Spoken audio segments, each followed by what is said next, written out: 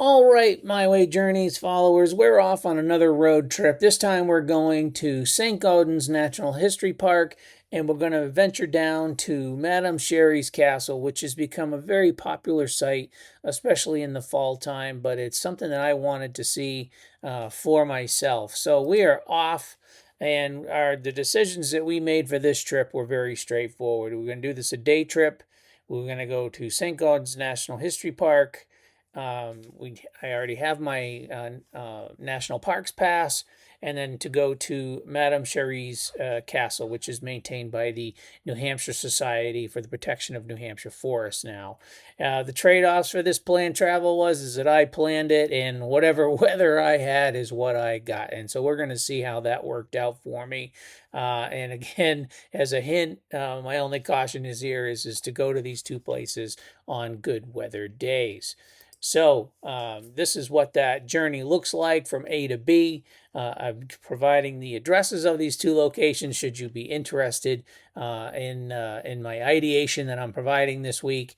And so from there, so we went to Saint-Gaudens National Historical Park. The cost to get in was very minimal. You can spend as much time as you want in the park in itself. And if you have your America Beautiful Pass, then you just go right in.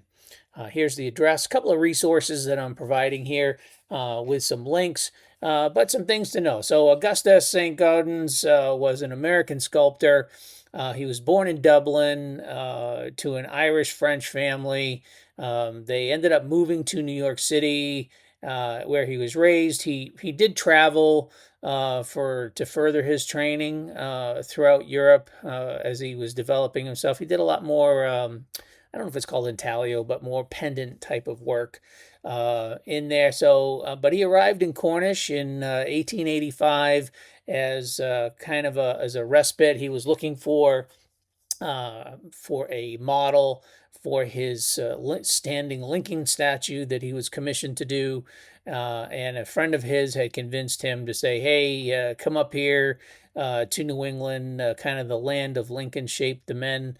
And so a friend of his, Charles Beeman, suggested that he take a look at this property, which ended up Augustus fell in love with the property, and instead of renting it, he bought it and then made certain modifications to the building, which you get to see and go into into the building while you're there. So, who was Augustus Saint-Gaudens? Well, you may know him from the Double Eagle $20 gold piece. You might have seen his piece Diana in the Metropolitan Museum of Art. You may have also seen the Puritan or Victory. The Standing Lincoln is at the History Museum, LaSalle Street in North Avenue, just outside of Chicago. And many people may know him from the Robert Gould Shaw and the 54th Regiment piece that he did, which is at the Boston Common in Boston, Massachusetts. And you may also know him from the Adams Memorial, which there's two of them. There's one at the the Smithsonian Art Museum of Art, or the Rock Creek Cemetery in Washington, D.C. It's there. For more international, there was an equestrian's one that he did of a horse, which is in Paris and can be found the statue of Charlemagne just outside of Notre Dame Cathedral, and that is a Saint-Gaudens. So you do get to see some of the smaller prototypes that he did here at in his art studio or in the collections area. So let's stop and let's go and adventure out to Saint-Gaudens National Historical Park. Let's go.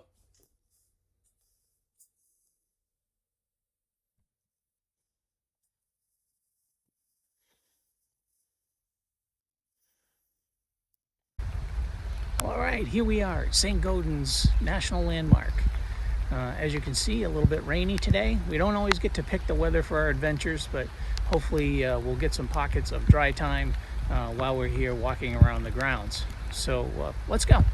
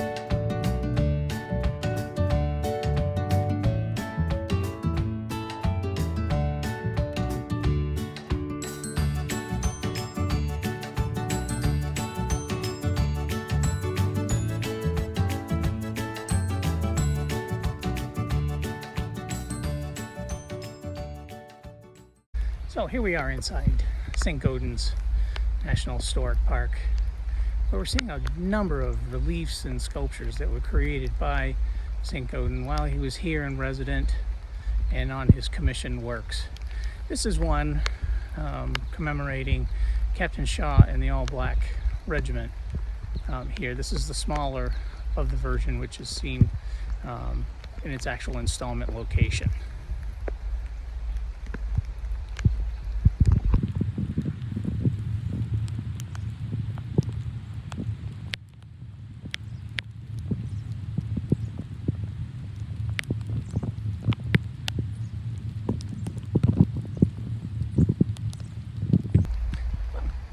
Here we are at the Lincoln commissioned statue of the Lincoln standing statue.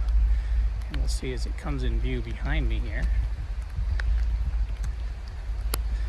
The actual, it was a person from Windsor, Connecticut actually that stood for the actual drawing and creation. It wasn't actually Lincoln that stood for the photo while it was carved.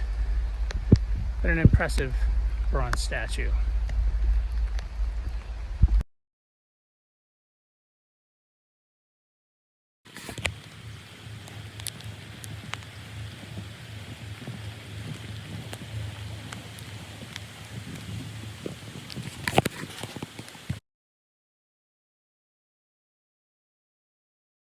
So there you have it.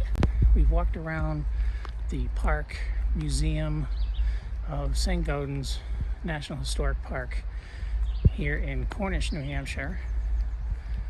What a gem!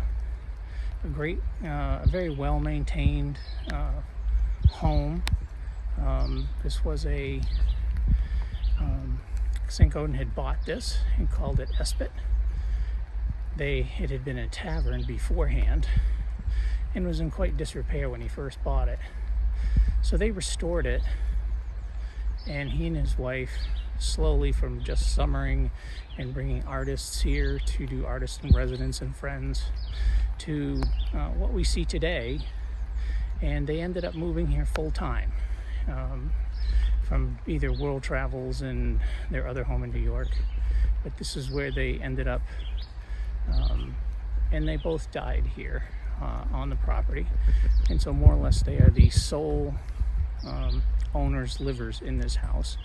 And the images you see from inside of the house here are just as Augie had left it when she passed away. So I hope you've enjoyed this visit, and so we're going to move on to another treat. So let's go.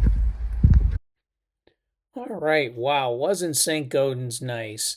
So now we're going to take a little short drive south from Saint-Gaudens to the Madame Sherri Forest, which I had stated earlier is maintained by the New Hampshire Forest Society Park. Great trail system around over the 500 plus acres of trails, mount area that you can get to. All accessible from multiple parking areas, depending on where you want to start your journey. Here I started from the Gulf Road location, provided a couple resources here if you were interested in finding out more about Madame Sherri or the Madame Sherri Forest. So a little bit about this Madame Sherri. So she was born Antoinette Bramer. Also ended up being called Madame Sherri. She was born in 1878 in Paris. She was a seamstress and a dancer who ended up immigrating to the United States with her husband. And in some ways around the time frame of 1916, she adopted the name Andre Sherri to promote her costume design business that she was doing. She was she and her husband, Andre and Antoinette, settled in New York City. They opened a millinery area around 42nd Street, designing costumes for the brightest lights of Broadway, including some of Siegfried Folly's productions there. She had befriended a stage actor, Jack Henderson, who kind of introduced her to the more excitement and party-filled life there, and eventually he had said, "Hey, come and see me up here in New Hampshire," and she enjoyed the area. And so she bought initially in 1929 a tract of land, a 70-acre tract, which ended up growing to about 600 acres that she bought. And there was a farm on one side of the street, and then she commissioned and built this castle, which she called it, which she had parties at and really was the center of the stage at these parties that she would have here. And those went on for a number of years until kind of, the money started to go away. And somewhere around 1946, she became a Jehovah's Witness and moved, kind of lived more permanently in the Quechee, Vermont area. Still owned this estate, but while she was there, in 1959, she learned that the house had been broken into and had been damaged, and the china had been used as targets by some juveniles, there in the area. And so the house was really, saddened her heart. And then in 1962, there was a fire that burned out the wooden structure of the castle, and at that point, she just never returned back. She did stay in the area, retired in the Vermont area to the point of where she did pass away on October 21st, 1965, which happened to be, and she was not aware that that was the day that the property, the 600 acres, was sold at that point. So kind of a little positioning of things. So that's a little bit about Madame Sherri. The staircase has become very popular in the fall time as the leaves fall, the maple leaves around the area. So it's a very pretty area, forested area. So it's a very short trek from the parking lot to the area referred to as the castle. So that's enough about me, about the history. So let's get out there and let's go to and have a walk around Madame Sherri's castle.